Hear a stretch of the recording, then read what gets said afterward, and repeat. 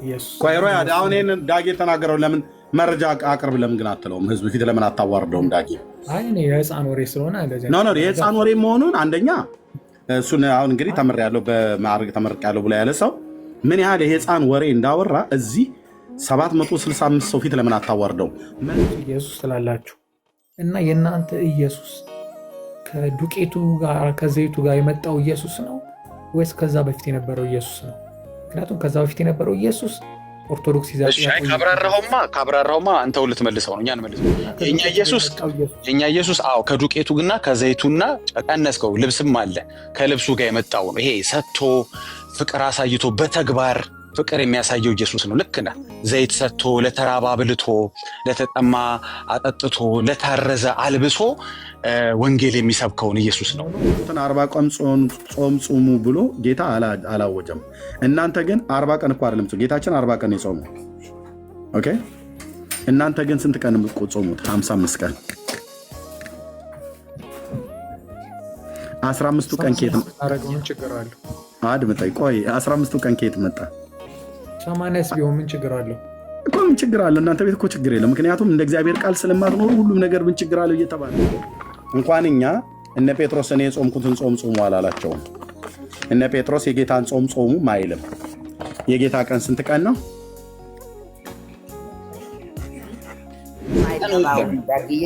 ጦት የማይጠባ መሆኑንም ንገረው። ጦት የማይጠባ መሆኑንም ንገረው። አንተ እንኳን ዝም በል። አንተ ቅሌታም ትልቅ ሰው አይደል? ዝም በል። የቀብር ስርዓት አስፈጻሚ ያልሆነው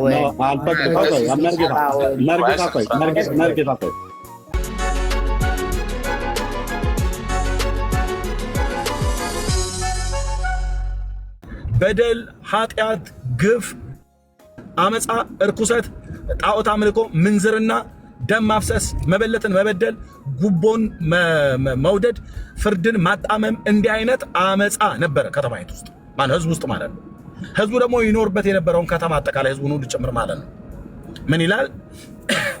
አለቆቿ ገዢዎች እንኳን የነበሩት በወቅቱ የሌቦች ባልንጀሮች ሆኑ ይላል።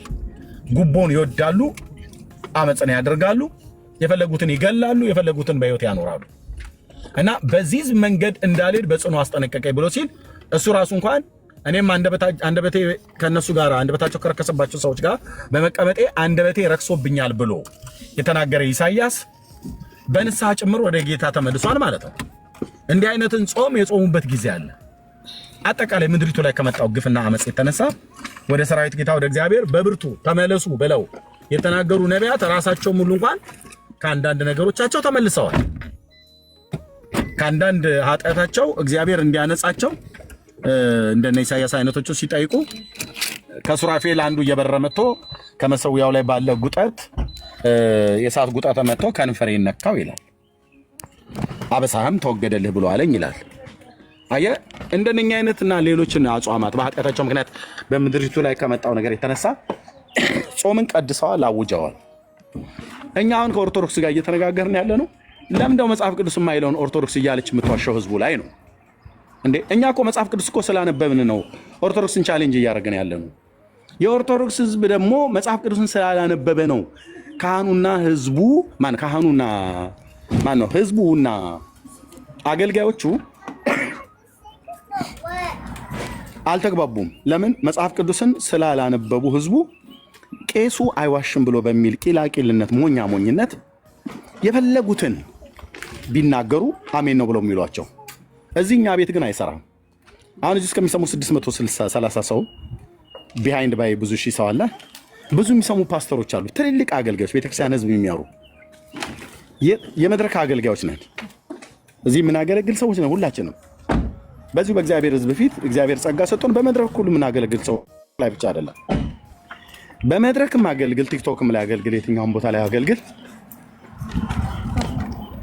መጽሐፍ ቅዱስ የማይለውን የምትል ከሆነ እዚህኛ ቤት የቱ ጋር ነው ብለህ የምትለው አምጣ ትባላለህ። አምጣ ሮያል ቢናገር ምናልባት ነቢይ ወይ ፓስተር ወይ ሐዋርያ ስለተባልክ እንለፈው ተብሎ አይባልም። ኤርሚያስ ስለተናገረው እንዴ እንለፈው እንግዲህ ምን ልናደርግ እንችላለን? እሱ ብዙ ህዝብ ነው የሚሰማው የሚባል ነገር የለም። ታመጣለህ። ከየት ነው ያመጣው? የቱ ጋር ነው የተጻፈው? የገባውትኝ ኤርሚያስ ለጠይቅ የገባሁት ምንድን ነው ማለት ኖርማሊ ርዕሳችሁ ካልሆነ ይቀር እኔ ልጠይቅ የገባሁት ምንድን ነው ፕሮቴስታንቶች ትጾማላችሁ ወይ ብዬ ልጠይቅ። አዎ በደንብ ነው የምጾመው። መቼ ሰምቼም አላውቅም። ኦኬ እሱን አንተ ለምን ትሰማለህ? የማሰማበት ምክንያት ልንገርህ ሮያልዬ። ሲጀምር አንተ ስትጾም መጽሐፍ ቅዱሳዊ የሆነ ጾም ሌሎችን አሰምተህ ቀንደ መለከት አስነፍተህ እልል በሉልኝ እሪ በሉልኝ ብላም ነገር ብለህ የምትጾመው ጾም አይደለም። ጾም ጌታችን ምንድን ነው ያለው? ኦኬ በማቴዎስ ቆይ ቤቴ ስለደረስኩ አንዴ ጠብቁኝ። ጌታችን ምንድን ነው ያለው? በማቴዎስ ወንጌል መጽሐፍ ምዕራፍ 6 ላይ ስለ ምጽዋትን ስለ መስጠት ለሰዎች እንደዚሁም ደግሞ ስለ አጽዋማት ስለ መጾም እንደዚሁም ስለ ጸሎት ልብ በል ስለ ጸሎት ስለ ምጽዋት እና ስለ ጾም ስለ እነዚህ 3 ነገሮች ሲናገር ሁሉንም በግልጥ አድርጉ አይደለም ብሎ የሚለው በስውር አድርጉ ነው ብሎ የሚለው አይታወቅ።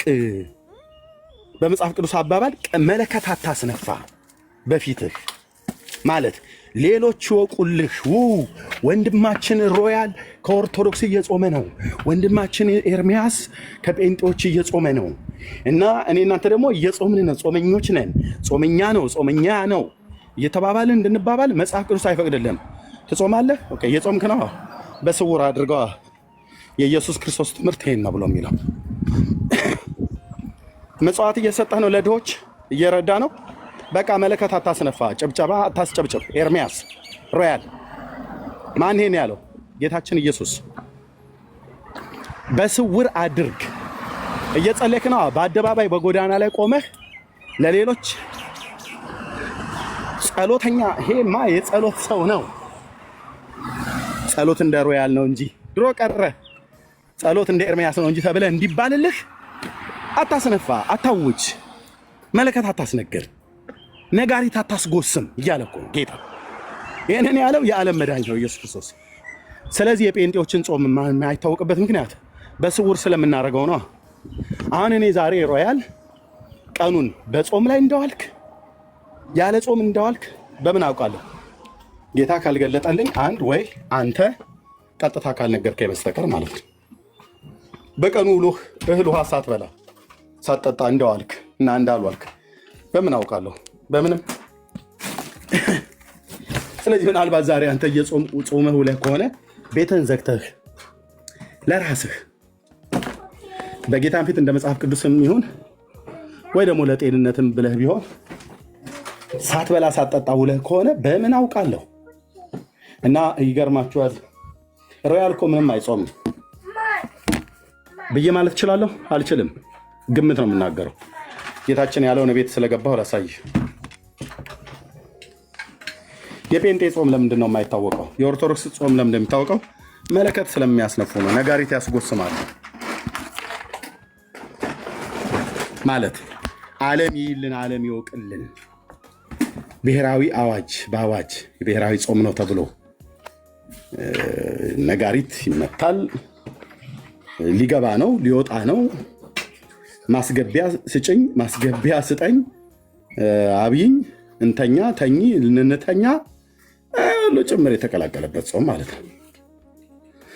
ኦኬ ጌታችን የተናገረው በማቴዎስ ወንጌል መጽሐፍ ምዕራፍ 6 ቅድም ያልኩ ሶሪ መንገድ ላይ ስለነበርኩ ልጆቼን ይዤ ከቤተሰብ እየወጣ ስለነበር ኢየሱስ ክርስቶስ ጌታችን ምን አለ? ጴንጤው ምን አለ? አሁን አይሰራም።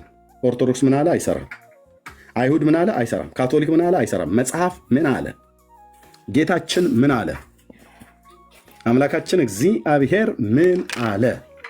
እንዲህ አለ፣ ለሰዎች ትታዩ ዘንድ ምጽዋታችሁን ስጦታ ማለት ነው በፊታቸው እንዳታደርጉ ተጠንቀቁ፣ ያለዚያ በሰማይ ባለው አባታችሁ ዋጋ ማነው ዘንድ ዋጋ የላችሁም።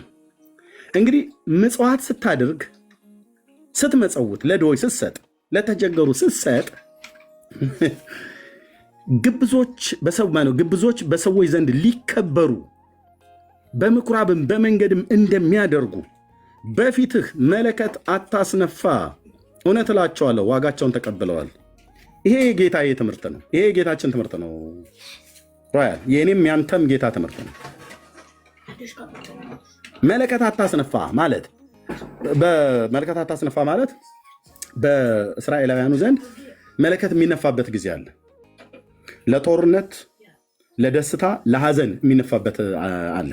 ዝም ብሎ አሁን መለከት የሚባለው ከእስራኤል ሀገር አምጥተ ልንፋ ብለህ ብትል ዝም ብሎ እንደ ድር ጡሩምባ ነፊ ዝም ብለህ የምትነፋው አይደለም። አነፋፍ ራሱ አለው። ራሱ የሚያወጡት ጾሙ ያሳየንስ እሱ እንዴት ነው ታዲያ? ቆይ እሱን መጣ ይሄን ላሳይህና ከዛ እንመጣለን። መለከት ማስነፋት ብሎ የሚለው ሶስቱ ላሳይ። ቅድም ምጽዋት፣ ጸሎትና ጾም ብሎ የሚለውን ጌታችን ያስተማረው ነው። እናንተ ትጾማላችሁ ያልከኝ፣ አዎን አይቼም ሰምቼም አላቅም አልከ። አልሰማህምም፣ አታይም፣ መቼም አታይም። እኔ አሁን በእነዚህ ሳምንታቶች ልጹም አልጹም ማን ያውቃል? እዚህ ውስጥ በቤተክርስቲያናችን ይጾም አይጾም በምን ይታወቃል? ዳጊ ይጹም አይጾም፣ መርጌታ ይጹም አይጾም በምን ይታወቃል? ለምንድነው የማይታወቀው? አንናገርም። ለምንድነው ማንናገረው? ቆይ ልጨርስ።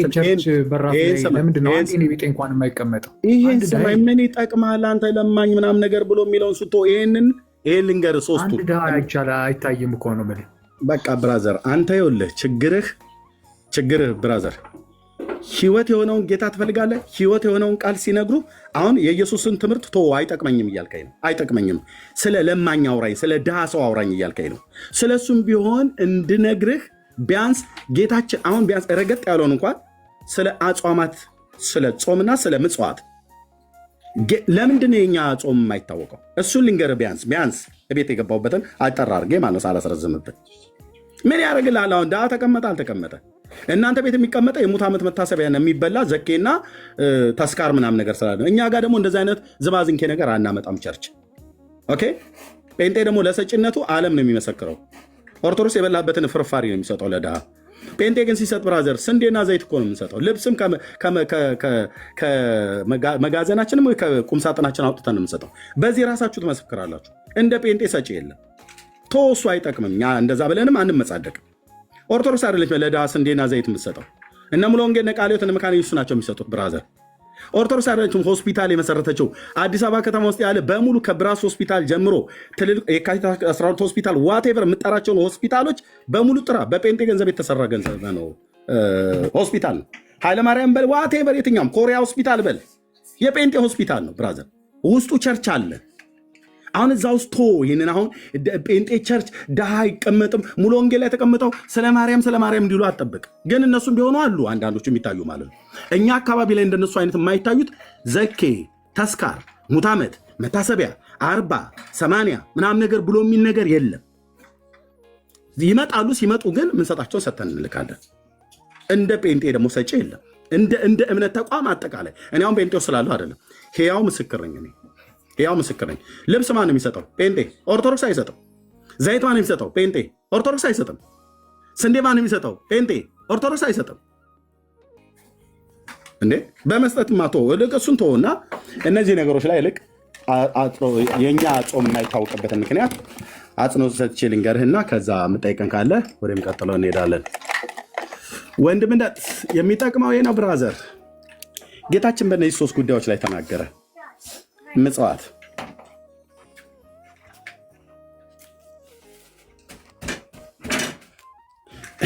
ጾም፣ ጸሎት። እነዚህን 3ቱን እንዴት ነው አድርጉ ብሎ ያለው? ስትመጸውቱ፣ ለሌሎች ስትሰጡ። ሮያል ቀንደ መለከት እያስነፋ ኤርሚያስ ቀንደ መለከት እያስነፋ ማለት ሌሎች እንዲያውቁልህ እያደረግ አትስጥ እያለ ነው ጌታችን። አትስጥ እያለኝ ነው ጌታዬ። ታዲያ በስውር አድርጉ፣ ተጠንቀቁ። ለሰዎች ትታዩ ዘንድ ምጽዋታችሁን በፊታቸው እንዳታደርጉ። ሰዎች እያዩአችሁ አትስጡ።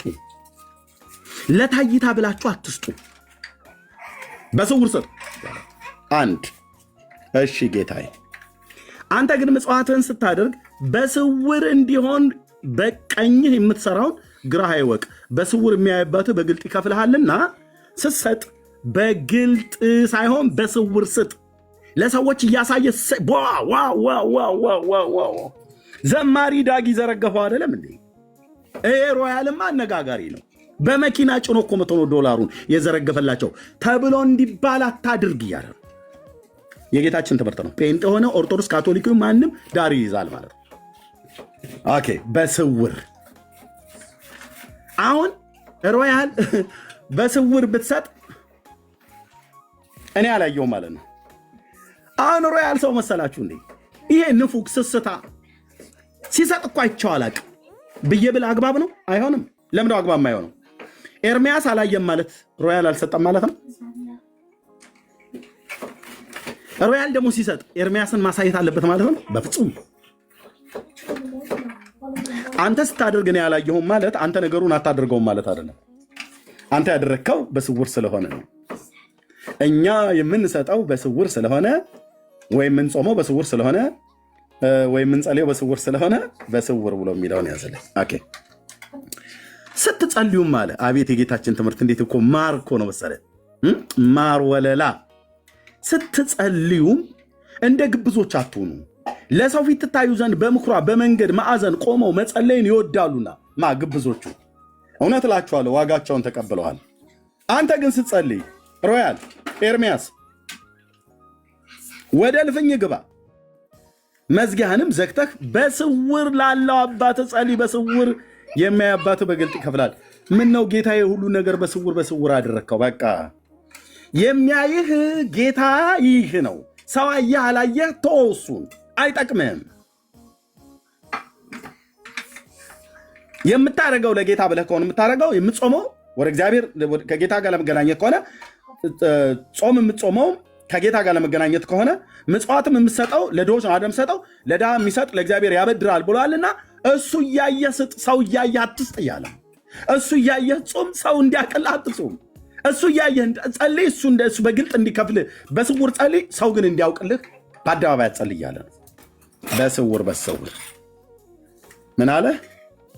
ምጽዋትህን በስውር ስጥ፣ ጸሎትህን በስውር ጸልይ። ኦኬ፣ ጸሎት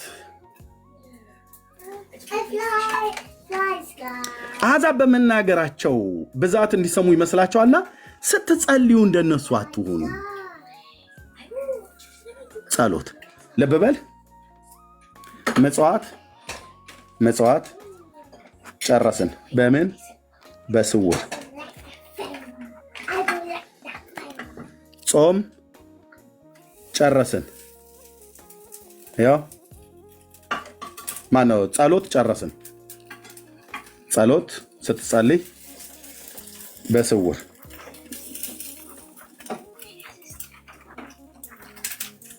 ኦኬ፣ አሁን ምን ቀረን?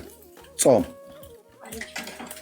አሕዛብ በመናገራቸው ብዛት እንዲሰሙ ይመስላቸዋልና ስትጸልዩ እንደነሱ አትድገሙ ካለ በኋላ ስለዚህ አትምሰሏቸው፣ ሳትለምኑ አባታችሁ የሚያስፈልጋችሁን ያውቃልና። እንግዲህ ስትጸልዩ በሰማይ የምትኖር አባታችን ሆይ ስምህ ይቀደስ፣ መንግሥትህ ትምጣ፣ ፈቃድ በሰማይ እንደሆነች እንዲሁም በምድር ትሁን። የዕለት እንጀራችንን ዛሬ ስጠን፣ እኛ ደግሞ የበደሉንን ይቅር እንደምንል። አቤት አደገኛ ኬላ፣ አደገኛ ቅርቃር ነው ጌታ ይሄን የጨመረው። ማንም ሰው ይሄንን ጸሎት ደፍሮ የሚጸልይ የለም። ካለም ከበደል ከአመፃ ልቡን ያራቀ አንደበቱን የጠበቀ ነው። እንዲሁ ዝም ብሎ ማነብነብ አይደለም። አቡነ ዘበሰማያት ይትቀደስ ስምከ ትምጣ መንግሥትከ ማለት አይደለም። በነገራችን ላይ ግን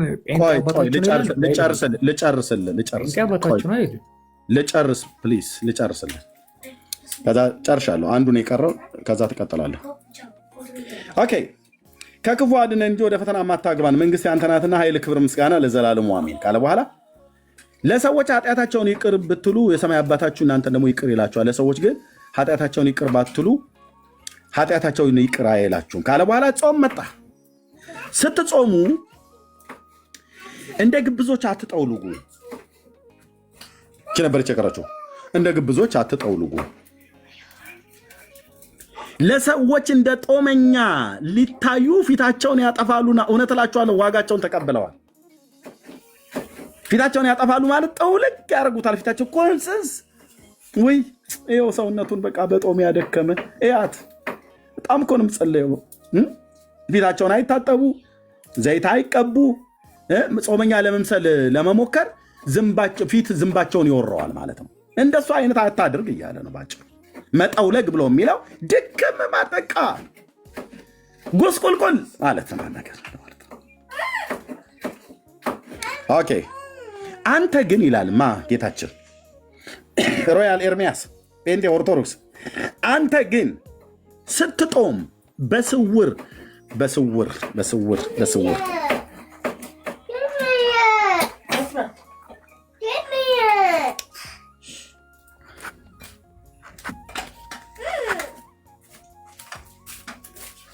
ጸሎት በስውር ጾም በስውር ጸሎት በስውር ምጽዋት በስውር ጾም በስውር ጸሎት በስውር ማለት ሌሎች አይወቁ እያለ ነው።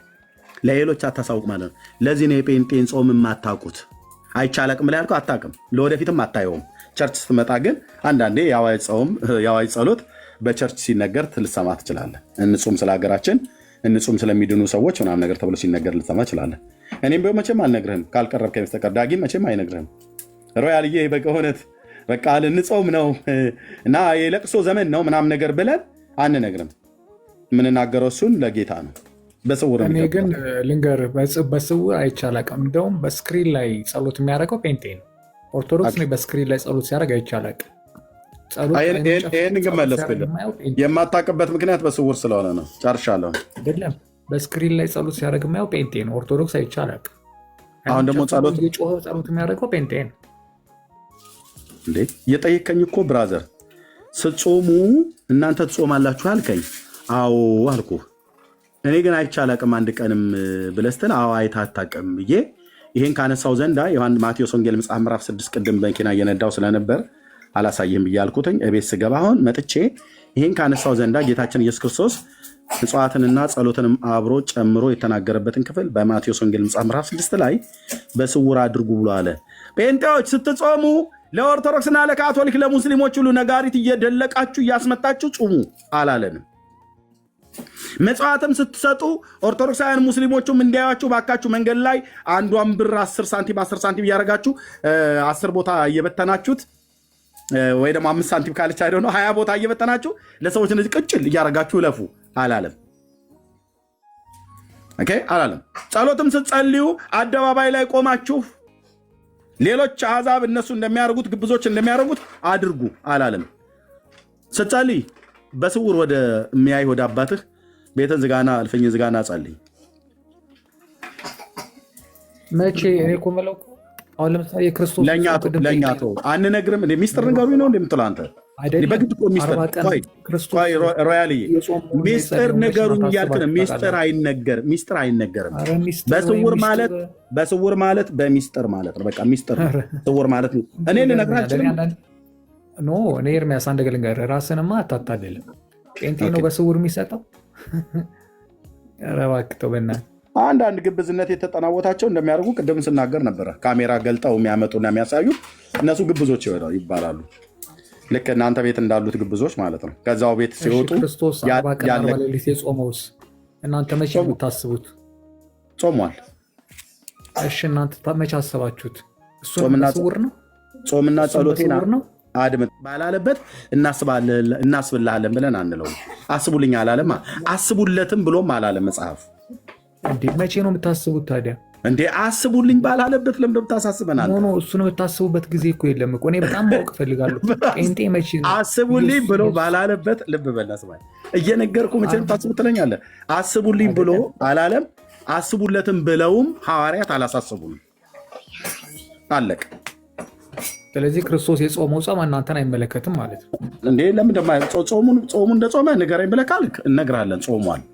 መቼ እንደጾመ ልነግርህ እንወዳለን ከፈለክ ማለት ነው። መጽሐፍ ቅዱስ እንደሚናገር ግን የጾመውን ጾም ግን እናንተ አያገባችሁም አይነት ነገር። እንዴት ነው አያገባችሁም ማለት? ምን ማለት ነው አያገባችሁም ማለት?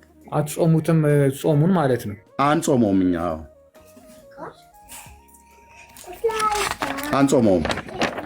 እኔ የጾምኩትን ጾም ጹሙም ብሎ ጌታ ለአንድም እንኳን እኛ እነ ጴጥሮስም አልጾሙትም። ወንድምዬ እውነቱን ስነግርህ ማለት ነው። ተናገር እውነቱን ፍርጥ አድርገን እውነቱን ስንናገር እንኳን እኛ እነ ጴጥሮስ እኔ የጾምኩትን ጾም ጾሙ አላላቸውም። እነ ጴጥሮስ የጌታን ጾም ጾሙ አይልም። የጌታ ቀን ስንት ቀን ነው?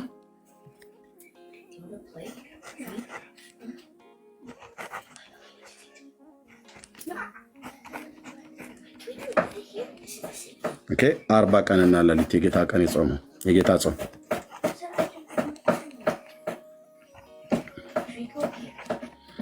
የጌታ ጾም 40 ቀንና ሌሊት ነው። ከምንድን ነው የጾመው?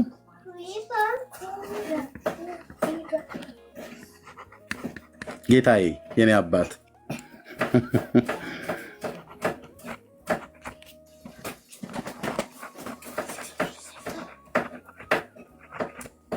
አለቀ። በእነዚህ ቀናቶች ምንም አልበላም፣ ምንም አልጠጣም። ይህን ጾም ኤርሚያስ አይጾመውም። ጾምም ተብዬ አልታዘዝኩም። ጌታ የረዳቸው ሰዎች አንዳንድ ሰዎች ጾመዋል ተብሎ በመጽሐፍ ቅዱስ ብቻ ሳይሆን በእኛም ዘመን ያሉ ሰዎች በእግዚአብሔር ጸጋ እንደዚህ ጾመዋል። አንዳንዶቹም እንጾማለን ብለው ጀምረው የሞቱም ሰዎች ሁሉ ጭምር አውቃለሁ። በዜናም በርቀት ሀገር በመጽሐፍም ተጽፎ ሁሉ ጭምር ማለት ነው። ኦኬ ጌታ ግን ጾሙ ብሎናል። የቱን? ይሄን እሱ የጾመውን ጾም ሳይሆን መጾምና መጸለይ የእግዚአብሔር ትእዛዝ እንደሆነ ነግሮናል። ይሄን ያህል ቀን ጾሙ፣ ይሄን ያህል ቀን አትጾሙ። ይሄን ስትጾሙ ደግሞ የጾም በየአይነትም መብላት ትችላላችሁ። እንደዚሁም አሳም ነገር መብላት ትችላላችሁ። ትንሽም ደግሞ አታብዙት እንጂ ጎንጨት እያላችሁ መጸለይ ትችላላችሁ ብሎ አላለን። እሱ ምንም አልበላም አልጠጣም። ስለዚህ አንድ ሰው የጌታዬን እና ታዲያ እሱስ ታዲያ ምን ነበረ? ሰው አልነበረም እንዴ? በሰውነቱ ሰው እኮ ነበር። ቢሆንም በሰውነቱ ነው የጾመው ወይስ በመለኮትነቱ ነው የጾመው? ያልተለየው ሰው ነው አይደል? ብራዘር በመለኮትነቱ ነው የጾመው ወይስ በሰውነቱ ነው የጾመው? አይደለም፣ በሰውነቱ ቢጾምም በቃ አለቀ። ስለዚህ እሱም እንደኛ ከኃጢአት በስተቀር እንደኛ ሰው ነው። ከኃጢአት በስተቀር እንደኛ ሰው ነው። በመለኮትነቱ ጾም አትለኝም። ሰው በመሆኑ ነው የጾመው። እኛ ሰው ነን አትበለኝ። ኢየሱስ ሰው አይደል? እንደኛ ፍጹም ሰው እኮ ነው። ከኃጢአት በስተቀር በነገር ሁሉ ወንድሞቹን ሊመስለው ተገባው ይላል። አለቀ። ስለዚህ እኛ ሰው፣ እሱ ግን ሌላ አይነት ፍጡር እንደሆነ አድርጋ አታስብ። እንደኛው ከኃጢአት በስተቀር ይህንን አካል ባጭሩ እኔ መጠየቅ በጣም ስለምፈልግ ነው ሁልጊዜ የምጠይቀውና ትችላለህ። መቼ ነው የምታስቡት ክርስቶስን ታዲያ እናንተ? ምኑን ነው የምናስበው? አሁን ለምሳሌ በጾምም በምንም እኔ ጴንጤ ሲያስብ አይቻልም። እውነትህን ነው ሮያልዬ፣ እውነትህን ነው ማለት ብቻማ አይሆንም ወንድሜ። ይኸውልህ ልቅ እዚህ ጋር ያለውን ልጨርስና ከዛ እመጣለሁ። እሺ ጌታ ምንም አልበላም ምንም አልጠጣም። አንድ ሰው የኢየሱስን ጾም ጾማለሁ ብሎ ካለ 40 ቀን ሳትበላ ሳትጠጣ አሳየኝ። እሱ 40 ቀን አልበላም አልጠጣም ሰው ስለሆነ በሰውነቱ ነው የጾመው። በመለኮትነቱ ቻለው አትበልኝ። በሰውነቱ ነው የጾመው ሳትበላ ሳትጠጣ። ከዛስ ፈታኝም እንደተራበ አውቆ ይላል። እንደተራበ አውቆ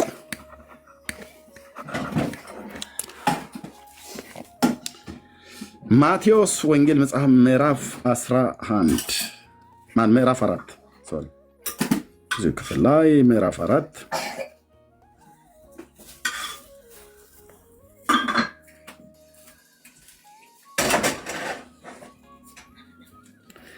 ከዚያም ወዲያ ኢየሱስ ከዲያብሎስ ሲፈተን ዘንድ መንፈስ ወደ ምድረ በዳ ወሰደው።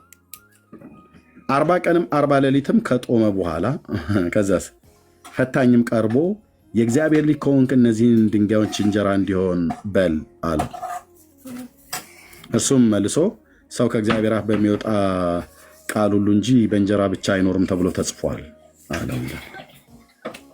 ኦኬ ፈታኙ ቀርቦ ሲራብ ቀርቦ መጣና ተናገረ ማለት ነው። ሉቃስም ላይ እንደዚህ ነው የሚናገረው።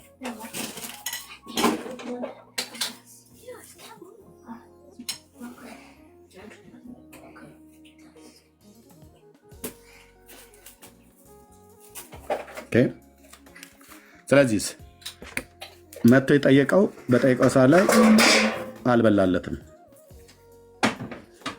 ይሄም ማለት ምንድነው ብለህ ብትል የፊተኛውን አዳም ብላ ብሎ በኤደን ገነት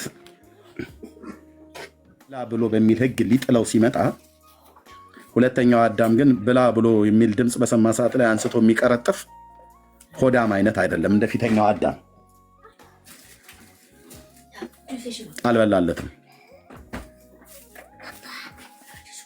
አልበላለትም። ስለዚህ ጌታችን ጾሟል በደንብ እኔ ጾምኩትን 40 ቀን ጾም ጹሙ ብሎ ጌታ አላወጀም። እናንተ ግን 40 ቀን እኮ አይደለም ጌታችን 40 ቀን የጾመው። ኦኬ እናንተ ግን ስንት ቀን ጾሙት? 55 ቀን። 15ቱ ቀን ከየት ምን ችግር አለው? አድምጠኝ ቆይ 15ቱ ቀን ከየት መጣ? 80ስ ቢሆን ምን ችግር አለው እኮ? ምን ችግር አለው? እናንተ ቤት እኮ ችግር የለም። ምክንያቱም እንደ እግዚአብሔር ቃል ስለማትኖሩ ሁሉም ነገር ምን ችግር አለው እየተባለ ነው። ታቦት እግዚአብሔር ሳያዛችሁ ትቀርጻላችሁ፣ ምን ችግር አለው? መስቀል ትሰግዳላችሁ፣ እግዚአብሔር ሳያዛችሁ ምን ችግር አለው? ስዕል እግዚአብሔር ሳሉ ሳይላችሁ ትስላላችሁ፣ ምን ችግር አለው? ለስዕል ታጥናላችሁ፣ ምን ችግር አለው?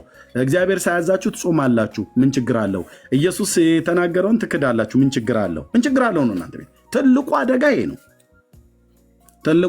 ምን ችግር አለው? እሱን ከዘማርያም ጋር ተነጋገረበት። እኔ ልጠይቅ አይቶ ዘማርያም የለም ዘገብርኤል በቃ ተቀበረ እኮ ትምህርታችሁ። የስተት ድንኳናችሁ ተነቀለ። ጥራው ዘማርያም ዘገብርኤል ዘጊዮርጊስ ዘመሐመድ የሚባለው ሁሉ በሙሉ ሮያልዬ ዘማርያም ዘጊዮርጊስ ዘመሐመድ የለም። በቃ ፈረሰ። ጌታችን ዲቤት ከነሱ ጋር ተነጋገር፣ ችግር የለውም። እነሱ መነጋገር ሲፈልጉ እንነጋገራለን። ኦኬ ዲቤት ብሏል። በቃ ያ ድንኳን ከተነቀለ በኋላ እረፍት ነስቷቸዋል። ችግር የለም። እነሱ አሁን ህመም ላይ ናቸው ያሉት። ጥዝጣዜያቸውን አትቀስቅስባቸው፣ ተውት። በቃ የዲቤት ሰንኮፍ የተነቀለ ይመስለኛል። ያ ፈለገ የሚባለው ሰውዬ ተንቀጭቅዦ ጠርቶ የ1700 ዓመት ታሪክ ያላት ቤተክርስቲያን በአደባባይ ላይ ነው ያሳፈራት። ያው ሲንቁ እንደተባለው ማለት ነው። ፕሮቴስታንት ትናንት ነው የመጣው እያላቸው። ኦኬ ልቃው ልንገርህ፣ ልቅ ኢየሱስ 40 ቀን አድምጠኝ ብራዘር። አሁን እኔ እንደዚህ አይነት ዝም ብሎ ለአንድ ጢማም ወንድ ዝም ብዬ አልመልስልህም። እሱን ተው እርሳው። አሁን እዚህ ና ተው እንደ ቤተክርስቲያን ዲያቆን እኮ ነው። እኔ ለምን ጳጳስ አይሆንም? በክብር ፈለገ ዲያቆን አልነበረም እንዴ? ፈለገም ቢሆን ከዛ በኋላ ዘማርያም ዲያቆን አልነበረም ወይ ነው? ዲያቆን አልነበረም ፈለገ ዲያቆን አልነበረም ወይ? ሮያል እሺ፣ ስዩም ዲያቆን አልነበረም? እኔ አላውቀውም። ስዩም የሚባለው ዲያቆን ስዩም ዲቤት ጠርቶኝ የሰረዘው ራሱ ዘማርያም ነው ሰርዝ ብሎ ያለው። ቤተክርስቲያን ከማያከብር ሰው ጋር ማውራት የለብህም ብሎ አለ።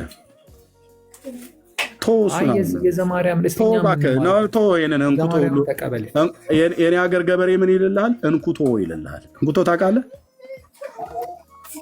እንኩቶ እርምዬ ይቅርታ፣ እያወራችሁም አንድ ደቂቃ ብቻ እርሚ። እና ብዙ ጊዜ ስለ ጥያቄ ሰይጣን ራሱ ጠያቂ ነው።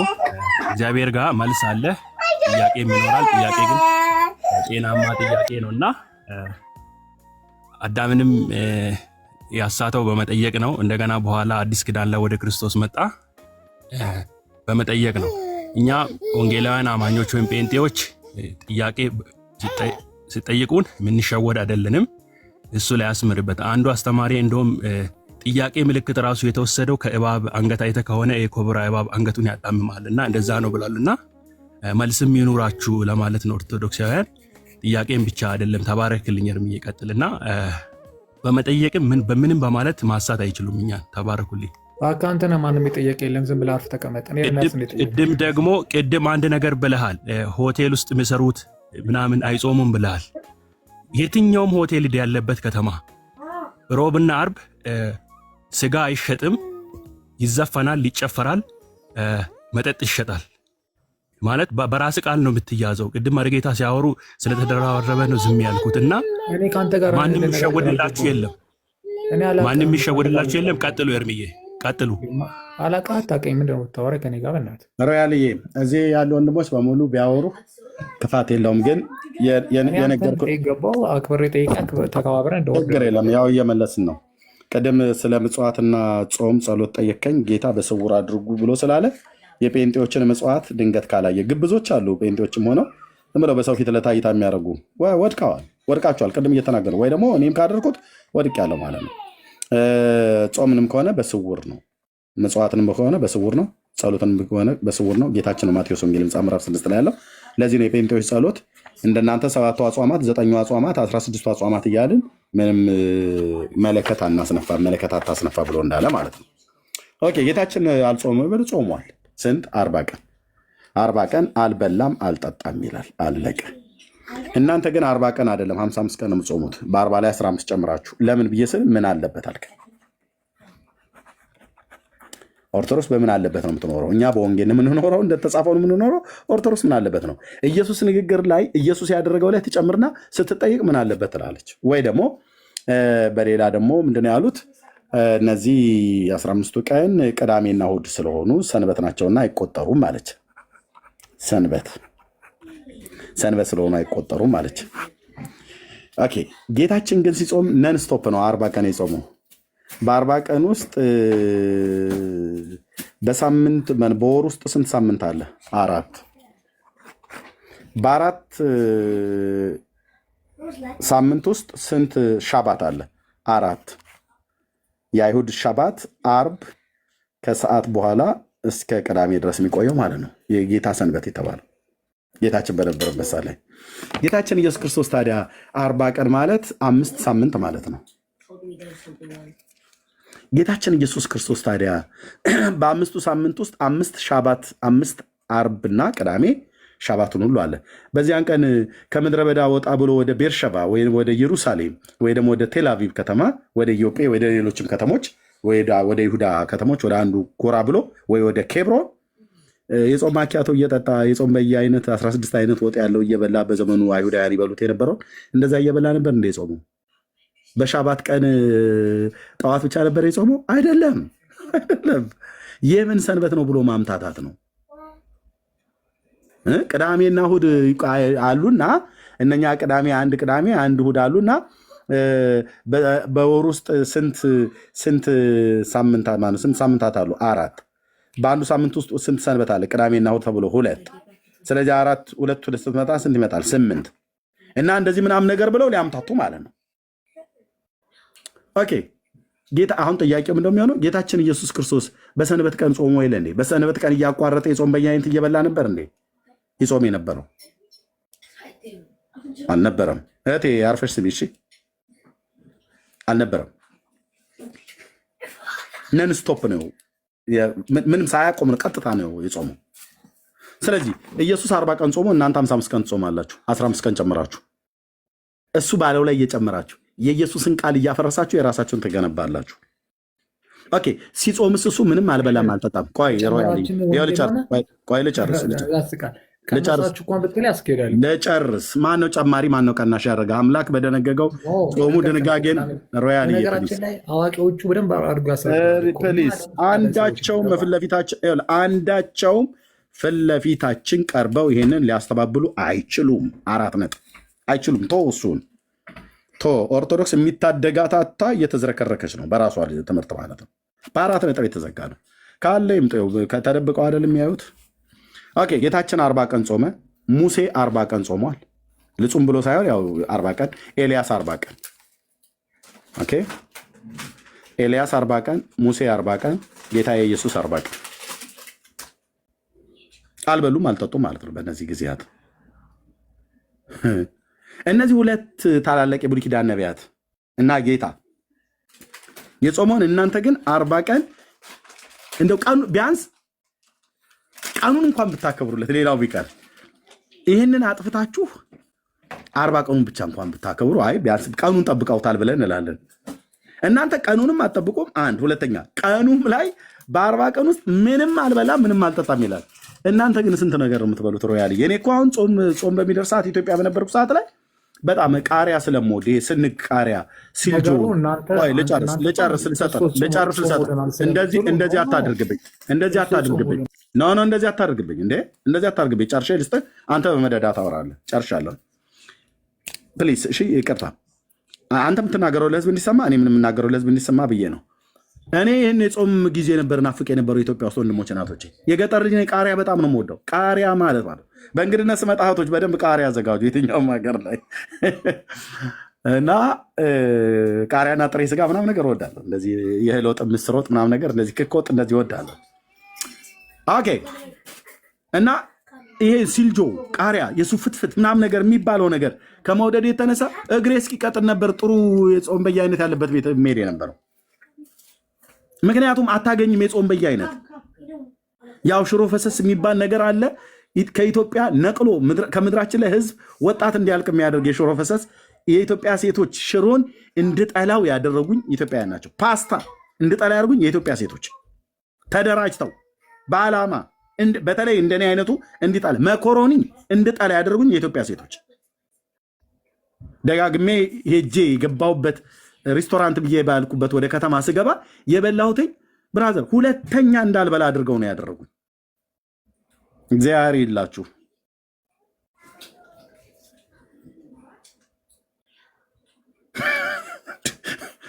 በቃ ይኸው ጌታ የኢየሱስ ምክር ሚስቴን አማረኝ ብዬ መኮሮኒ በ16 ዓመት የጋብቻ ጊዜ ውስጥ በባለፈው አዘዝኳትኝ።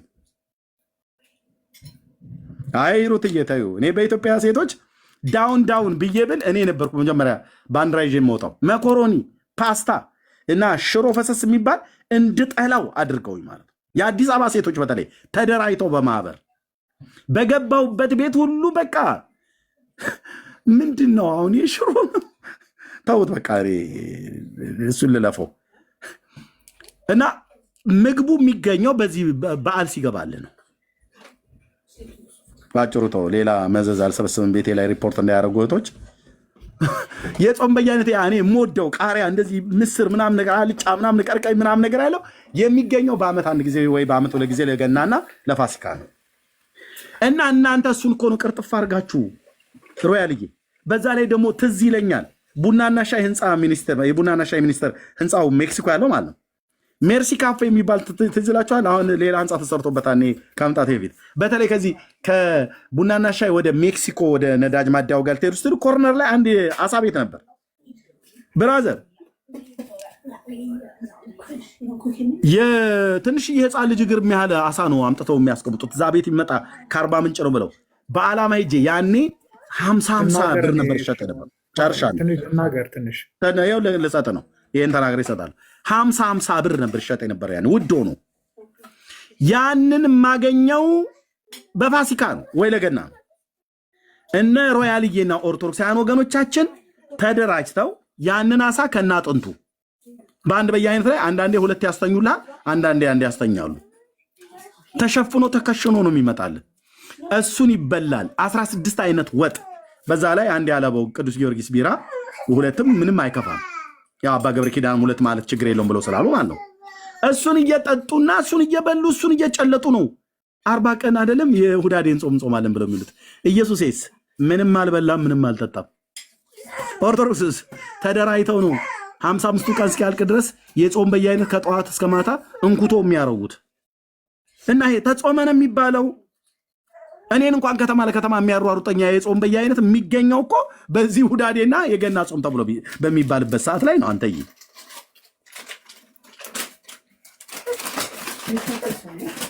ይህንን ሁሉ ጾም በየአይነት የጾም ማኪያቶ እኮ አላችሁ። የጾም ቅቤ አለ።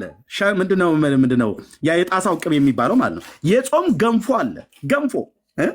ገንፎ ጾም በሌለው ቅቤ እየተባለ ማለት ነው።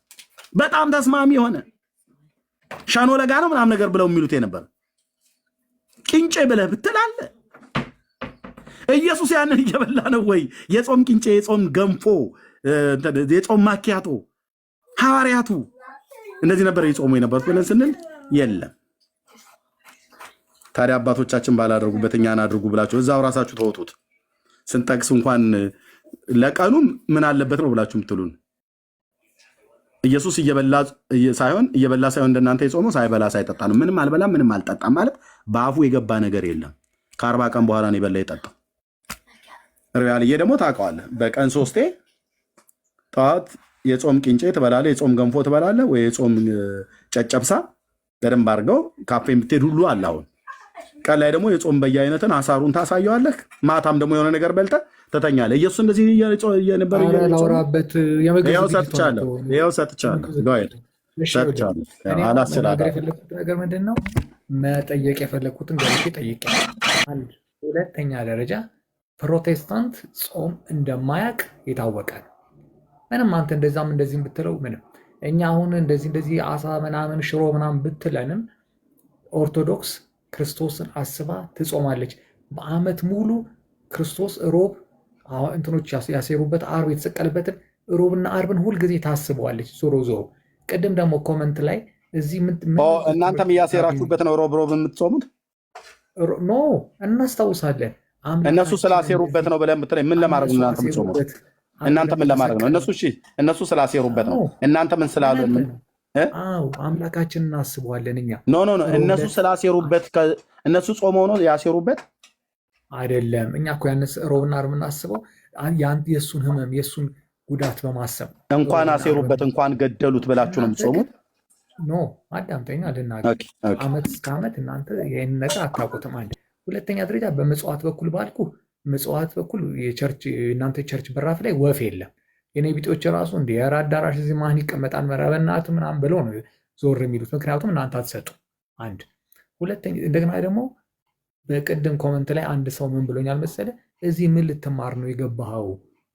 ምን ልትማር ነው የገባኸው ብለሽ የሆነ ሴት ጽፈሽልኛል። እኔ ማወቅ ስለምፈልግ ነው። ብዙ ጊዜ እዚህም እዛም ምናምን ነገር ሲባል የምሰማው ነገር በግልጽ ገብቼ ልጠይቀው ብዬ ነው እንጂ እኔ ኦርቶዶክስ ተዋህዶ ምርጥ የኦርቶዶክስ ተዋህዶ ልጅ ነኝ። እኔ ምንም ባለፈውም ራሱ ኤርሚያስ ነገር ላይ ያለው እኔ ጴንጤ ከመሆን በቁሜ ተቆፍሮ በቁሜ ከነ ህይወቴ ብቀበር ይሻለኛል ብዬ ነገር ላይ ያለው። አዎ እኔ የምዬ የእናቴ የወላዲት አምላክ ፍቅር ውስጤ ያለ ሰው ነኝ። እኔ ፕሮቴስታንት ከመሆን የዕለት ሞቴ እመርጣለሁ። ስለዚህ ያ ነገር እኔ ግን ገብቼ መጠየቅ እፈልጋለሁ። በቃ ውጭ እያልኩኝ ዳርዳር እያልኩኝ ምናምን ነገር እንትን አይደለም። ገብቼ እጠይቃለሁ። ጠይቄ መልሱ እውነት የሚሆን ውሸት ራሴ ፍርዱን እሰጣለሁ። በቃ ፊኒሽ ያ ነው። ግን በተረፈ ግን ኤርሚያስ ያው በመጥፎ ነገር መነጋገሩን ትተን እንደዚህ መጠየቁ ደስ ብሎኛል። ምክንያቱም ያው መጥፎ ነገር ነው መናገር የነበረው ምናምን። አሁን ግን ገባ እንነጋገራለን ምናምን ያው የመሰለን ትናገራለህ። እኔ በዓለም ያለው ሰው ነኝ። መጽሐፍ ቅዱስ ከፍቼ እንከራከር ምዕራፍ ምናምን ምልህ ሰው አይደለሁም። ስለዚህ ግን የጠየቅኩን ትመልስልኛለህ። የመለስክልኝ ሰው ይታዘባል። በቃ ፊኒሽድ ያ ነው። እና በተረፈ ግን ሌሎች ገብታችሁ ደግሞ እንደዚህ የምትሉ በማያገባችሁ አትግቡ። እኔ እሱን ልጠይቅ ነው የገባሁትኝ። እሱ መልስ ይሰጠኛል፣ ከዛ ወርዳለሁ ማለት ነው። ስለዚህ እኔ አንተ ምጠይቅህ ፈቃደኛ ከሆንክ ከሚያውቁት ጋራ እኛ እንማርበት እንደነዛ ማርያም አይነቶቹ ጋር በገድላት ድርሳናት የያዝከውን ሁሉ ጭራሽ የልደት ሰርተፍኬት ሳይቀር ብሏል እሱ። ዛሬ ደግሞ ጨመርኩበት ደግሞ እንደዚህ ብላችሁ ደግሞ እንዳትሉ ብቻ የያዝከውን ሁሉ ይዘህ ተነጋገር፣ የፈለግከውን አምጣ ብለዋል። ስለዚህ አንተ ብትነጋገር እኛ እንማርበታለን ለማለት ነው። አመሰግናለሁ ብራዘር። አይበቃ ቴንኪው ሮያልዬ። አሁን ነጠላ ዘፈናችሁ ዘማርያም፣ ዘማመድ፣ ዘገብርኤል፣ ዘጊዮርጊስ ነው። አንዳቸውም ግን እኔ ስላየሁት ነው። ተናገር ካለን እኔም ደግሞ እናገር። አንዳቸውም ግን አላስታሏችሁም። እንኳን ዘማርያም አይደለም በ10 ዓመት የሚዲያ አገልግሎት ውስጥ ለነማ ጥሪ እንዳቀረብኩኝ ለ6 ትልልቅ መምህራን እነዘበነ እንኳን ራሱ አንመልስም ነው ያሉት። ስሜን ጠርቶን የተናገረው ዘማርያም የሚባል ቀኝና ግራውን የማያውቅ አንድ ጎረምሳ እሱ ነው ለእናንተ ትልቁ መምህራችሁ። እነ ዶክተር ዘበነ፣ እነ ቀሲስ ተስፋዬ መቆያ፣ እነ መምህር ታሪኩ፣ እነ መምህር ምህረት አብ፣ እነ መምህር መስፍን፣ እነሱ ግን ለእናንተ ያው ዝም ብሎ ወሸከሬ አይነት ነገር ብላችሁ ታስቧቸው ይመስለኛል። ምንድነው አሁን የውሸት ድንኳናችሁን እግዚአብሔር በዚህ እረኛ በኩል ነቀለው። የውሸት ድንኳናችሁ ተገለበጠ ማለት ነው። የሐሰት ትምህርታችሁ ተገለበጠ። ስለዚህ ዘማርያም፣ ዘገብርኤል፣ ዘጊዮርጊስ፣ ዘከተማ፣ ዘአየለ፣ ዘመሐመድ፣ ዘሲራጅ፣ ዘአህመድ ብለህ ብትል ምንም ከወደቃችሁበት ድንኳናችሁ ቀና ሊል አይችልም። የውሸት ድንኳናችሁ ነው ያልኩት። ልብ በል። ከኢየሱስ ክርስቶስ የጾም ጸሎትና ጌታ ካስተማረው ትምህርት ላይ እድል ስጠኝ ላውራ ብለህ ያልከኝ ያወራኸው በቃ ይሄው ነው። እኔ ግን አሁን ስለ አንድ ጢማም ወንድ ለማውራት እድል የለኝም፣ ጊዜም አልሰጠውም። ምክንያቱስ ንቄ ትቼዋለሁ። ዘለፋማ እናቁም። ኖ ብራዘር ንቄ ትቼዋለሁ ነው ያልኩት። ዘልፈኛለህ ብለህ አይደል እንዴ? ንቄ ትቼዋለሁ ነው ያልኩት። አንተን አልዘለፍኩም፣ ንቄ ትቼዋለሁ ነው ያልኩት። ሮያል አንተን አልዘለፍኩም፣ ንቄ ትቼዋለሁ ነው። እንደገና እንደዛ ትሆናለህ ብራዘር። ንቄ ትቼዋለሁ ብዬ ማለት ምን እንደው ታቦት ይቀረጽለት ብዬ እንድል ነው እንዴ? እኔ ስለ ኢየሱስ አወራሁ። አድምጠኝ። እኔ ስለ ኢየሱስ አወራሁ። አንተ ዘማርያም ዘከተማ ዘመሐመድ ነው ብለህ የምትለው ያቀረበ እኛ የምንማርበት ብራዘር፣ ሄደህ ከፈለክ እሱ ጋር ተማር። ኦኬ፣ እሱ ጋር ተማር። እኔ ስለ ኢየሱስ አውርቼህ አቁሞ እድል ስጠኝ ብለህ ያልከው ስለ ዘመሐመድና ስለ ዘማርያም ነው የምታወራው። ያው ዘመሐመድ ዘማርያም ዘመሐመድ ማለት ነው። ሁለቱም አንድ ስለሆነ ያለው እኔ እኮ ድብን ብዬ ዓለም ውስጥ ያለው ሰው ነኝ እኔ እኮ። ታዲያ እሱ ለአንተ የሚጠቅም ለአንተ የሚጠቅም ስለ ዘማርያም ስለ መሐመድ ማውራት አይደለም። ለአንተ የሚጠቅም ስለ ኢየሱስ ማውራት ነው። ለእኔ የሚጠቅመኝ ስለ ኢየሱስ ስለ ጌታዬ ማውራት። ስትነጋገሩ እናንተ እኛ እንማራለን። ሮያል እኔ እሱኛውን ነገርኩ፣ እሱን ደጋግሜ ነገርኳችሁ። እሱን የምትፈልጉ ሰዎች የሞት ሽረት ብላችሁ የምትሉት ነገር እሱን የምተወው የዘማርያምን ጥሪ ያልተቀበልኩትን ነግሬያችኋል። አንደኛ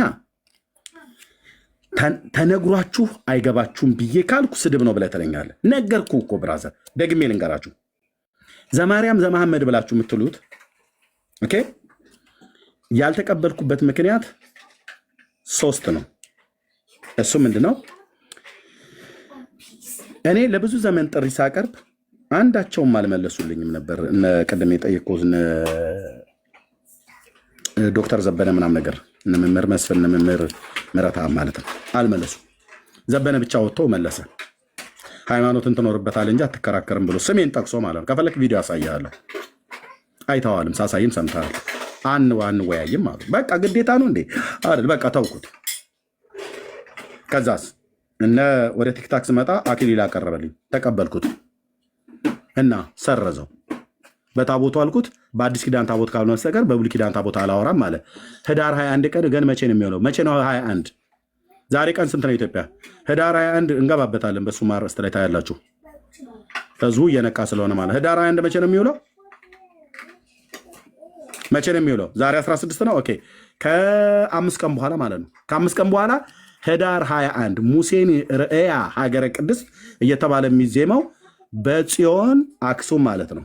የእግዚአብሔር የቃል ኪዳኑ ታቦት 27 እና 16 ነው። ምንም የምታወሩት 17። እሺ ቴንክ ዩ። ስለዚህ ከ4 ቀን በኋላ ማለት ነው የሙሴ ታቦት ወደ ኢትዮጵያ መጥቷል ተብሎ የሚባለው ውሸት አደባባይ ላይ ይከብራል። ውሸት ነው አደባባይ ላይ የሚከብረው። ልብ በሉ። በዚህ ጉዳይ ላይ እሱ ጥሪ ያቀረበልኝ ተቀበልኩትኝ፣ ሰረዘው። አክሊለ ማለት ነው አቀረበልኝ፣ ሰረዘው። አልወያይም ማለት ታውኩት። ልደተ ቃል በመስቀል አቀረበልኝ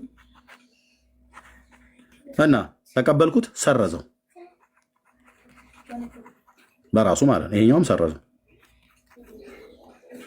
ታውኩትኝ። ፈለገ አቀረበልኝ በስድብ በፉከራ በቀረርቶ ማለት ነው። ተቀበልኩት፣ መጣ። ውጤቱን አይታችሁታል።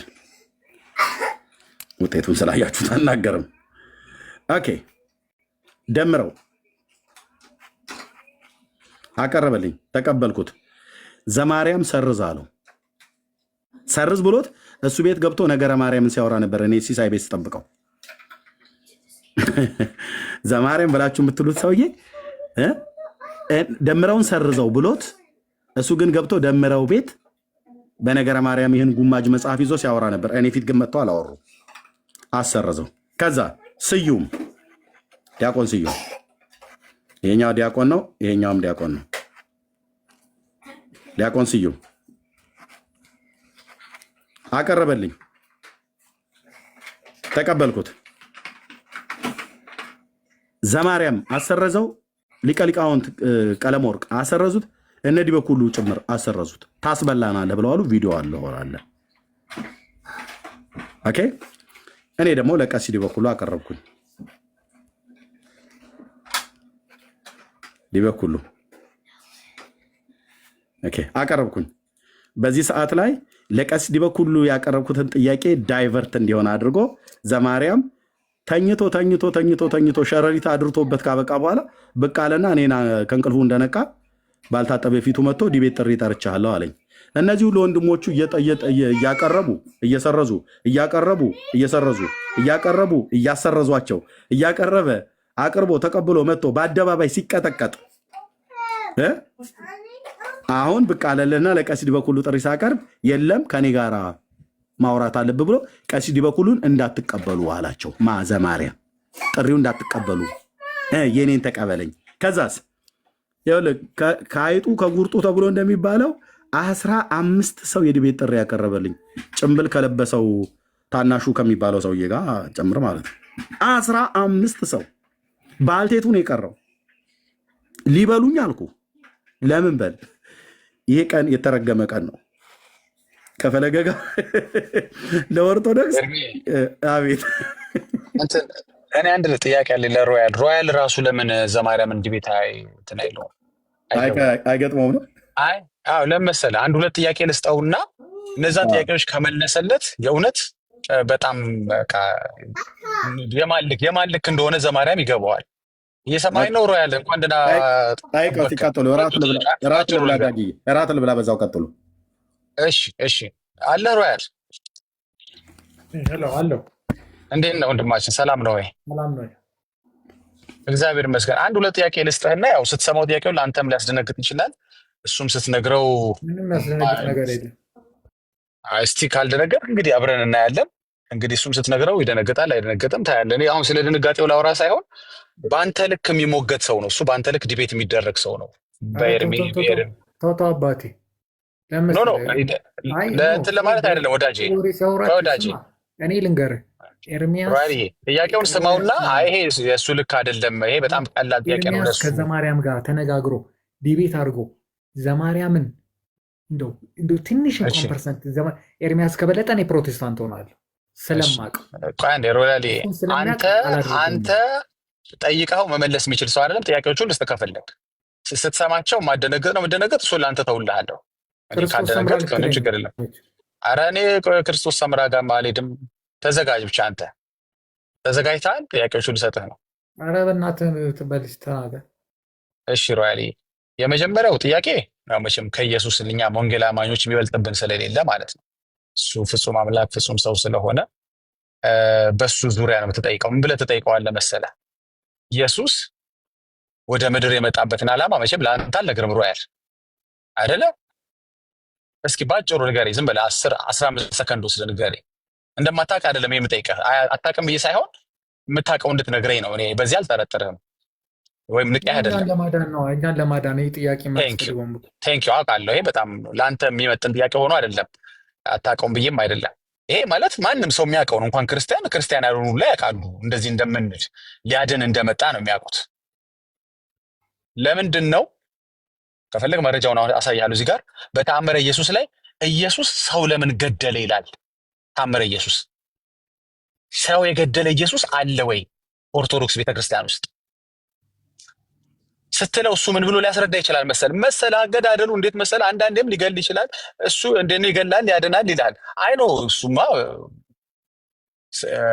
መግደልም ማዳንም እግዚአብሔር እንደሆነ አውቃለሁ በለው። የመጣበት ዓላማ በምድር ቆይታው ግን ሰው ሊገል የመጣበት ዓላማ ነው ወይ ነው ሊያድን የመጣው ወይስ ተጓዳኝ የሆነ ሊያድን መጥቶ በዛውም ደግሞ መሀል ላይ የገደላቸው ሰዎች አሉ ወይ? እኔ ከነስሙ ሰጣለሁ ከነምዕራፉ ሰጣለሁ። አሁኑኑ ከፈለግ በቀጠሮ አይደለም። ስለዚህ ይሄንን መልስ የሚመልስልህ ከሆነ ሰምቻለሁ። እኔ ደግሞ እንዲህ አይነት ተራ የቡና ወሬ ያኔ መሰለ ሊቅ ሂጄ አልጠየቀውም። እኔ ይሄ ተራ የቡና ወሬ ነው። ልክ ነህ። ለአንተማ ነው ከኛ አንጻር ነው የጠየቁት እኮ መረጃውን መጠየቅ ነበረብህ። ጥላቻ ከሆነ ምናምን ሮያል ቆይ አንድ ጊዜ ለአንተ ተራ ነው። ለእኛ ግን በጣም የምንወደው ጌታችን የምናከብረው አምላካችን ገባ በዚህ መልክ ሲብጠለጠል ለእኛ ተራ አይደለም።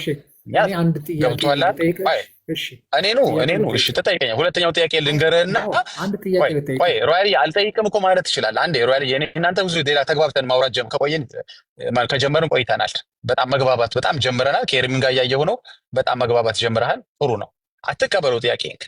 ለእኔ ግን ቢግዲል ለእኔ ምን መሰለህ ገባ ኢየሱስ በዚህ መልኩ ሲጠለጠል መስማት ለእኔ ያመኛል፣ ያጥወለውለኛል፣ ያስቆጣኛል። ገብቶሃል? ሊያድን የመጣ ጌታን ገባ ገዳይ ማለት በተለይ በምድር ቆይታው ማለት ነው። አይ ነው ህይወትን መንሳት የሚችል እሱ አይደለም ልልህ አይደለም። ግን የመጣበት ዓላማ አባት ልጁን የላከበት ዓላማ ልጅም የተላከበት ዓላማ አንዱ በተጓዳኝ መግደል ነው ተብሎ ምዕራፍ ተሰጥቶት ተአምር ተብሎ ነው የተቀመጠው። ለዛውም ተአምር በ5 ዓመቱ ኢየሱስ የሰራው ተአምር ላይ የተካተተ ተአምር ነው። እንዲህ አይነት ተአምር አልሰራም። ለአንተ ካላመመህ እኔ ለምን በግድ ይመምህ አይባልም እኮ ሰው በቃ ካላመመው ላመመው ነው እናልፈዋለን። ለዚህ መልስ የለውም ሊቁ ዘማርያም ለዚህ መልስ የለውም። ኦኬ ካለው ትነግረኛለህ። ይሄን ዲቤት አድርገው ለዚህ መልስ ታገኝለት። በምን ልክ ኦርቶዶክስ ቆይ ልጨርሰው። በምን ልክ ኦርቶዶክስ ኢየሱስን እንደምታቃልለው አይተህ ከዛ በኋላ አንተ ትወስናለህ። ወይ ይመችህና ትቀጥላለህ ወይ ደግሞ ቡና ወሬ አቶ አሁንም ሌላው እንግዲህ የቡና ካልከው እኔ ደስ ይለኛል። በእርግጥ ልክ ነው፣ ሰድበውታል፣ በቡና ልክ አውርደውታል። እኔ ይሄንን የክብር ወሬ አለው የባለጌ ወሬ የቡና ወሬ ነው የምለው እኔም እንዳንተ። እውነትህን ነው። ይሄ የታምረ ኢየሱስ ላይ መጻፍ የሌለበት አንደኛ ኢየሱስ ያላደረጋቸው ታምሮች ናቸው ነው እንኳ ተብሎ ቢታሰብ በዚህ ልክ ኢየሱስን ማዋረድ እውነትህን ነው። ይሄ የክብር ወሬ ነው ብዬ እኔም አላስብም። እሺ ካለ ትጠይቀኛለህ። ሁለተኛው ልቅጠይቅ፣ ወደ ሁለተኛው ልሂድ። 2 ብዬ ነው አይጀመርኩት አሁን የፈጠርኩት አይደለም። ስጀምርም 2 ብዬ ነው። እንግዲህ የቡና ካልከው እንግዲህ ሞር አንተ ነህ የምታውቀው የቤትህን መጽሐፍ። እኔ እንዲህ ስትለው ስሰማ መጽሐፉን ደስ ነው ያለኝ። በእርግጥ ብታከብረው ኖር እናደድ ነበረ። እንዲስታዋርደው ታምረ ኢየሱስን ቤተክርስቲያኒቷ ብታከብረውን መጽሐፍ ቤተክርስቲያኒቷ በእሷ እውቅና ታትሞ የወጣን መጽሐፍ የቡና ወሬ ስትለው መስማት ደስ ይለኛል። እኔ አልጠላሁትም። እሺ ልቀጥላ ወደ ሁለተኛው። እሺ ወደ ሁለተኛው ልቀጥል። 2 ጥያቄ ስላልኩህ ነው ገባ። 2 ባልልህ ኖሮ 1 ስጨርስ ለአንድ አንተ ድል ሰጥህ ነበር። ወደ ሁለተኛው ደግሞ ልቀጥል። ሌላው ደግሞ የጌታችን የኢየሱስ ክርስቶስ እናት ለእኛ ብጽዕት ናት፣ የተወደደች ናት፣ የተባረከች ናት። በጣም ነው ሪስፔክት የምናደርጋት። አዎ ይሄ እንዲታወቅልን እንፈልጋለን። ጥያቄው ምንድን መሰለ? እቺ እናት እኛ 100% ማለት ነው 100% ሰው ገድላለች ብለን አንዳንድ 100% ተአምሯ ላይ ግን ተአምሯ ላይ እሷም ልክ ኢየሱስ በተአምሩ ላይ ገድላል እንደተባለ እሷም በተአምሯ ላይ ሰው ገድላለች ተብሏል። ሰው የገደለች ማርያም አለች ወይ ብለህ ስትጠይቀው አዎ ምን መሰለ እንደዚህ ሆኖ እንትን ተፈጥሮ ኦኬ በእንትን ጉዳይ ቆይ ልጨርስ ግድ የለም በእንትን ጉዳይ የምትገድ ማርያም አለች ወይ? የፍቅር እናት ብዙ ነው የምትለዋት አይደል እንዴ? አንዳንዱ መጽሐፍ ቅዱስም የማይላትን ነው። እኛ መጽሐፍ ቅዱስ ያላትን ብዬልን የጀመርኩት በዚህ ልክ ገብቷል። ማዋረድ ለምን አስፈለገ? ነፍሰ ገዳይ እሷን ማለት ምን አስፈለገ? በምክንያትስ የምትገድነች ወይ? ገባ? አሳማኝ ምክንያት ሲሆን ምንድን ነው እንዳልጨርስ ሀሳብን የፈለግከው ለምንድን ነው? ጥያቄው በቃ ስጨርስ እኔ እኮ አቆማለሁ። ምን ሆናል? ሮያሊ በጣም ኢንተራፕት ማድረግ አልበዛ? ልጨርሰው። ስለዚህ በዚህ ልክ ቃሞ ከሆነ ደስ ይለኛል፣ ሳያም ከሆነ ችግር የለውም። ምናልባት አትሊስት የማርያም ያመሃል ብዬ አስባለሁ። እንግዲህ ኢየሱስ ካላመመ እኔ በግድ ይመማ አልልም፣ ቅድም ነግሬያለሁ። እስኪ ደግሞ የማርያምን ልሞክርህ። ሄደህ አሞህ ዲቤት የምታደርገው ከሆነ ማለት ነው ምንም እኮ ችግር ጥያቄ አይደለ? ዲቤት ማለት አንዱ ፓርቱ ይሄ ነው። ስለዚህ ለምንድን ነው በተአምሯ ላይ ገድላለች ተብሎ የተቀመጠው? አይ እንዲና እንዲህ ነው ካለ በአሳማኝ ምክንያት የምትገድል ማርያም አለች ወይ? ታሪኳ ላይ ይሄ እንደዚህ ሐዋርያቶች ይህን ታሪክ ያውቁታሉ ወይ? ገባ? ማርያምና ነፍስ መግደል አብረው የሚሄዱ ናቸው ወይ? ለእኛ ሄድልን እኛ ማቻ ያደርግልን እኛ በዚያ እናቃት እንዲህ ብለን አናዋርዳት። ለምን አስፈለገ? ታምሯ ላይ ማርያም እንደዚህ ማዋረድ ለምን አስፈለገ ስትለው የሚሰጠህ መልስ ከሆነልህ ይሁንልህ። እኔ ግን እንደነገርኩ ማርያምም ኢየሱስም በጣም የምናከብራቸው አንደኛው አምላክ ፍጹም ሰው ፍጹም አምላክ፣ አንደኛው ደግሞ ፍጡር የተባረከች የተወደደች ብጽዕት ነችና ሁለቱም ነፍስ ገድለዋል። ይሄ ጥያቄ ቡና ነው ስትለኝ ግን አስደስቶኛል። አይ ልደብቀው ደስታዬን አልፈልግም፣ ታሪኩ ቢያስቆጣኝ። አሁን ያንተ ተራ ነው፣ ቀጥል፣ ተባረክ። እሺ አመሰግናለሁ። መጀመሪያ ልጠይቅ የምፈልገው ጥያቄው ቻይልዲሽ ስለሆነ ስንተኛ ክፍል ድረስ ተምርሃል ነው እና በኋላ ነው ትመልስልኝ። እስከ ስንት ትምህርት ተምርሃል? አንድ ሁለተኛ ደረጃ ደግሞ ክርስቶስ ገዳይ ነው ምናምን ብሎ ተጽፏል ላልከው ክርስቶስ ለእኛ ሲል መጥቶ የሞተልን እንጂ ክርስቶስ ገዳይ ብላ ኦርቶዶክስ አታስተምርም። ይህም በጣም የህፃን ጨዋታ የህፃን ወሬ ነው። እሱንም ቶ እመቤቴን ደግሞ ያላልከው ደግሞ እንደዚህ ታምሯ ላይ ሰው ገላለች ምናምን ላላልከው ነገር እመቤቴ በፍቅሯ ሰው ትገላለች። የእመቤቴን ፍቅር ስለማታውቀው አልፈርድብህም። በእሷ ፍቅር ሰው ሊሞት ይችላል። በጣም ከመጠን በላይ ልትወዳት ትችላለህ። ምክንያቱም የጌታችን እናት ነች። ግን አንድ ጥያቄ ልጠይቅህ ያልኩህ ቅድም ጀምሮ ምንድን ነው እናንተ ኢየሱስ ሶስቱን ጥያቄ ልመልሰው እንረሳዋለሁ። አለበለዚያ በጥያቄው መደጋገም ሊኖርብህ ነው። ሶስት ነው የጠየቀኝ። አሁን አራተኛ ልጠይቀኝ። ሶስቱን ልመልስ። የመጀመሪያው ምን ያህል ተምረሃል የሚለው ነው። አንድ ልመልስና አለመጠየቅ ነበረ። የማይመለስ ጥያቄ ከሆነ አትጠይቀኝ። አይ እመልሳለሁ። አራተኛውን አላስታውሰውም። የተማርኩትም ትምህርት ከ3 ጥያቄ በላይ እንዳስታውስ የሚያደርግ አይደለም። ሶስት ነው የማስታውሰው። እሺ ምን ያህል ተምረሃል ላልከው በማዕረግ እስክመረቅ ድረስ ተምሬያለሁ። ዝም ብሎ አይደለም፣ በማዕረግ እስክመረቅ ከብዙ ሺህ ተማሪዎች ውስጥ 4 ልጆች ብቻ በማዕረግ እስክንመረቅ ድረስ ተምሬያለሁ። አንድ ያስክልኝ።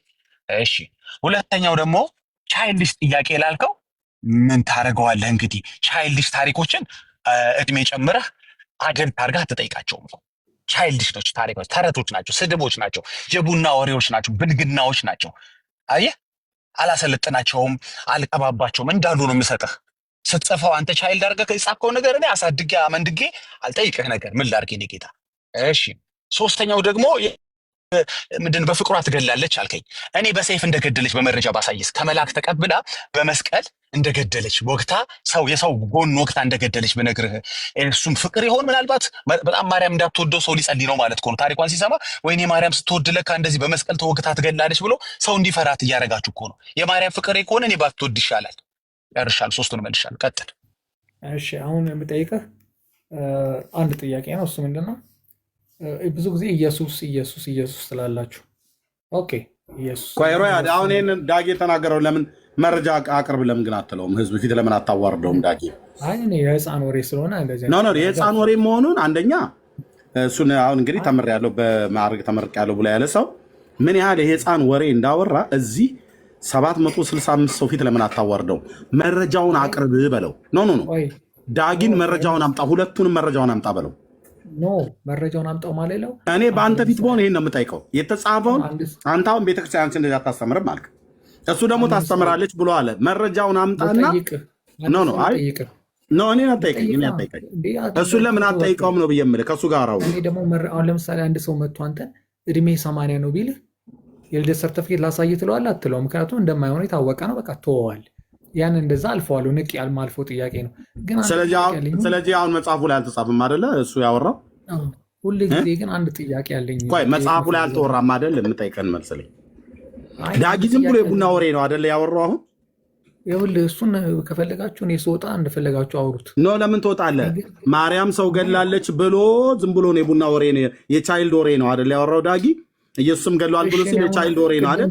ይሄንን የቻይልድ ወሬ ቆይ አድምጠኝ። ይሄንን የቻይልድ ወሬ ዳጊ ያገኘው ከራሱ አፍልቆ ከሆነ ወይ ከኦርቶዶክስ አግኝቶ ከሆነ ከኦርቶዶክስ ካገኘ መረጃውን አምጣ በለው። ከራሱ አፍልቆ ከሆነ እዚሁ ለምን አታዋርደው? እሺ አንድ ላይ ተያያዥ አንድ ጥያቄ አለኝ ብዬ እኮ ቅድም ኖ ለምን አታዋርደውም? እዚሁ ነው ብዬ የምልህ። መረጃ በማሳጣት ለምን እንደዛ አታረገው? ይኸውልህ እኔ አንድ ጥያቄ ልጠይቅህ እሺ አንዴ ጠብቀኝ። እኔ ጋ አሁን አድምጠኝ ነው እኔ ጋ አሁን እዚህ ላላችሁ ሰዎች የቻይልድ ወሬ ያለው ራሱ ሮያል ነው።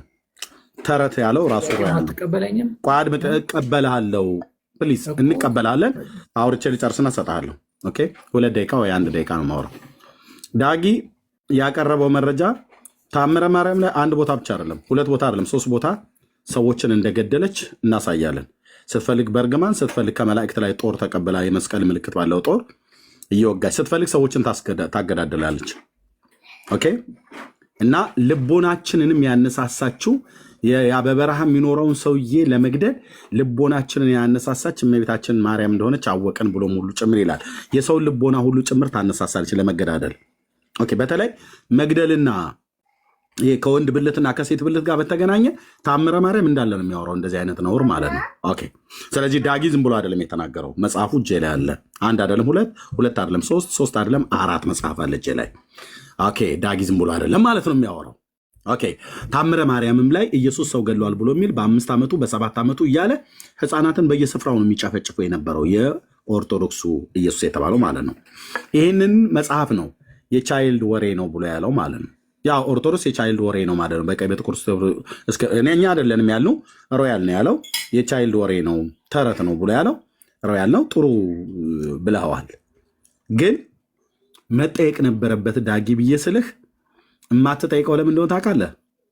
እዚህ ያለ መረጃ ዳጊ እንደማያወራ አስረግጠህ ታውቃለህ። እያንዳንዳችሁ ታውቃላችሁ። ለምናወራው ነገር ሁሉ ተጠያቂነት እንዳለብን እኛ እናውቃለን። ስለዚህ ያለ መረጃ እናወራ። ትጠይቃለህ አልኩህ። አየህ አንተ ኢንተራፕት፣ አሁን ለሶስተኛ ጊዜ ኢንተራፕት አደረገኝ። ስለዚህ እዚህ የሚመጣውን መረጃ ስለማትችሉት አትልም ቤተክርስቲያን አልክ። ታምረ ማርያምና ታምረ ኢየሱስ በሚባል መጽሐፍት ላይ ይኸው ስራ ያለ አሁን በገንጣው የሚያወጡት ጋራ አላወራም ትላለህ። እኛ ደግሞ ልንጠይቅ የምንገባውን ደግሞ መረጃ በቃ አሁን መቀጠል ትችላላችሁ። ከዳጊ ጋር መቀጠል ትችላላችሁ። ዳጊ ይቀጥሉ። አይ ኤርሚ ምን ቀጠል ነው? ጨረስን እኮ እኔና ሮያል እኮ ዲቤት የምናደርገው አሁን ቀጠሮ ብቻ መያዝ ነው የሚጠበቅበት። ቀኖች እንግዲህ ተነጋገሩና ጠይቅ ሮያል ጠይቅ። ብዙ ጊዜ ኢየሱስ ኢየሱስ ኢየሱስ ትላላችሁ እና የእናንተ ኢየሱስ ከዱቄቱ ጋር ከዘይቱ ጋር የመጣው ኢየሱስ ነው ወይስ ከዛ በፊት የነበረው ኢየሱስ ነው? ምክንያቱም ከዛ በፊት የነበረው ኢየሱስ ኦርቶዶክስ ይዛችሁ ካብራራውማ አንተው ልትመልሰው ነው። እኛን መልሰው ጠይቀሃል፣ ልንመልስልህ። የኛ ኢየሱስ አዎ ከዱቄቱና ከዘይቱና ቀነስከው፣ ልብስም አለ ከልብሱ ጋር የመጣው ነው። ይሄ ሰጥቶ ፍቅር አሳይቶ በተግባር ፍቅር የሚያሳየው ኢየሱስ ነው። ልክ ነህ። ዘይት ሰጥቶ ለተራባ አብልቶ ለተጠማ አጠጥቶ ለታረዘ አልብሶ ወንጌል የሚሰብከውን ኢየሱስ ነው አይደለም? መልስ የኛ ነው። መልስም አትመልስም አንተ። ይሄ ነው መልሱ። በቃ ከሰልባት ጋር የመጣው ኢየሱስ ነው ወይስ የድሮ ነው? ጦት የማይጠባ መሆኑንም ንገረው። ጨምሩልኝ። ጦት የማይጠባ መሆኑንም ንገረው። አንተ እንኳን ዝም በል አንተ ቅሌታም ትልቅ ሰው አይደል? ዝም በል። የቀብር ስርዓት አስፈጻሚ ያልሆነው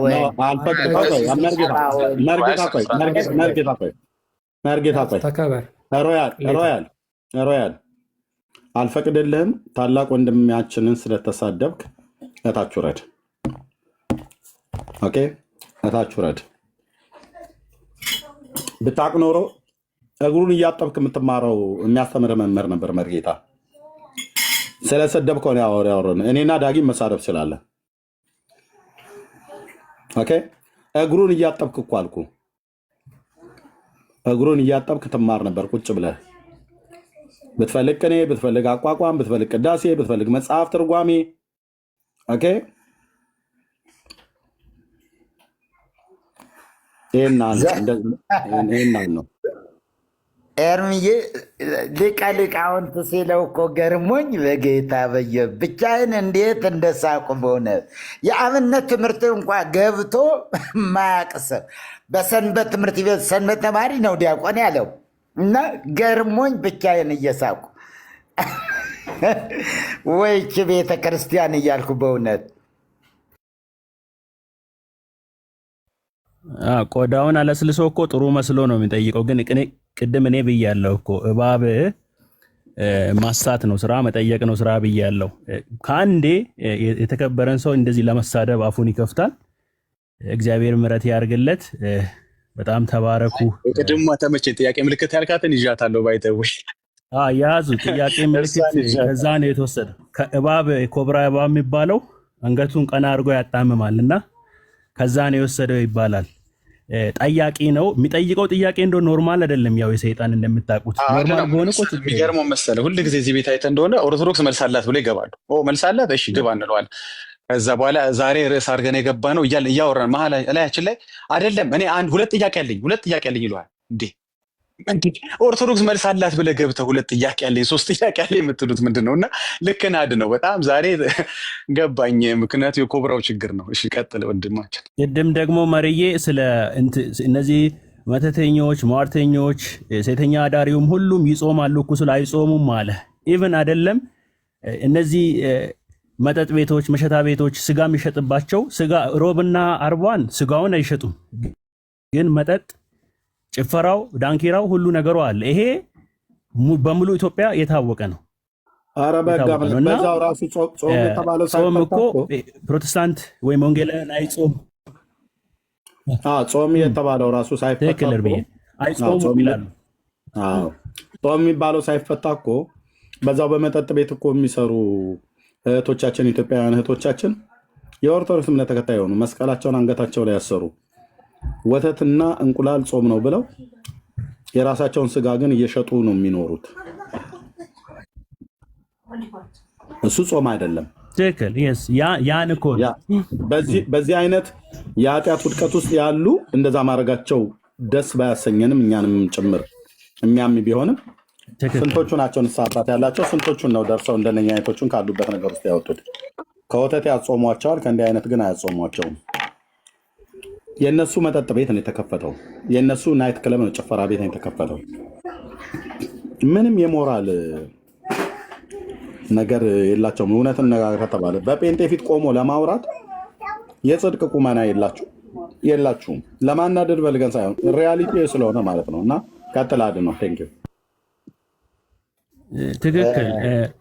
ሰው በእርግጥ በመብላት አይደለም አድነውዬ።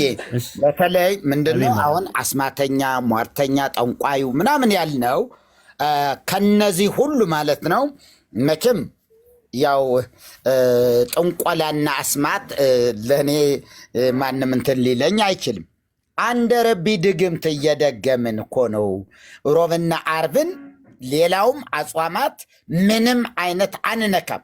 ግን አንደ ረቢ ምንድነው? አንደ ረቢ ድግምት ማለት ንዑ ኩልክሙ ሰራዊት አጋንንት ሀቤየ፣ የአጋንንት ሰራዊት ሁላችሁ ወደ እኔ ኑ ከመ ኢይቅረቡ ሚካኤል ወገብርኤል ወኩሎሙ መላእክቲሁ ለእግዚአብሔር።